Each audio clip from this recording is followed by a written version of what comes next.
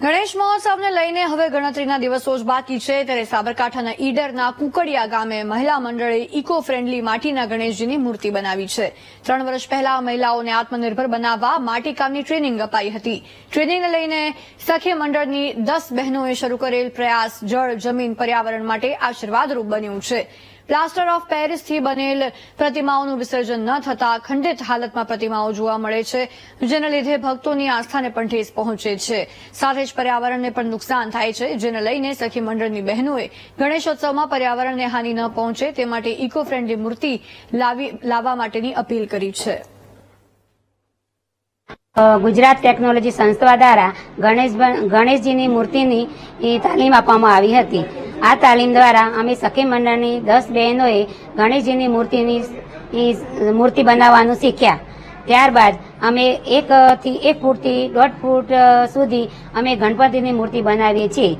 આ મૂર્તિ 1000-1500 ની અંદર અમે તેમનું વેચાણ કરીએ છીએ।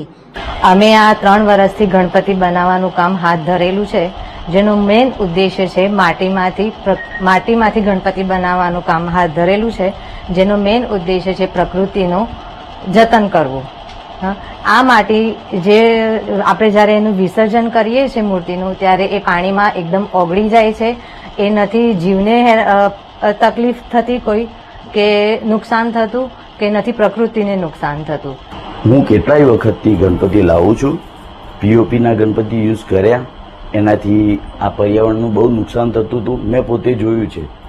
એના કરતાં મને best eco friendly Ganpati use કરવા, એનો ઉપયોગ થવો જોઈએ, એ મને બહુ સારું લાગ્યું। અને આ લોકો બહેનોનું કામ જોઈને મને પોતાને આનંદ થયો કે નહીં સાલું, આટલા પૈસા ખર્ચવા એના કરતાં જો આ જ વસ્તુ મળી રહે છે તો આ ઇકો ફ્રેન્ડલી ગણપતિ કેમ યુઝ ના કરું। એનું વિસર્જન ઘરે બી થઈ શકે છે, પર્યાવરણને કોઈ નુકસાન નથી। એ માટીનો ઉપયોગ મારા કન્સ્ટ્રક્શન ગાર્ડનમાં ગમે ત્યાં હું કરી શકું છું। એટલે હું ખાસ સજેશન આપું છું કે તમે લોકો બી આ ઇકો ફ્રેન્ડલી ગણપતિ લાવો અને યુઝ કરો। દ્વારા NRLM યોજના અંતર્ગત સખી મંડળની બહેનોને માટીકામની તાલીમ આપવામાં આવી, જેમાં કુકડિયા ગામની સખી 30 બહેનોને માટીકામની તાલીમ આપી, જેમાં એ 10 બહેનો અત્યારે ઇકો ફ્રેન્ડલી ગણપતિની મૂર્તિ તૈયાર કરી અને વેચાણ પણ કરે છે। આ કામ 3 વર્ષથી ચાલુ છે।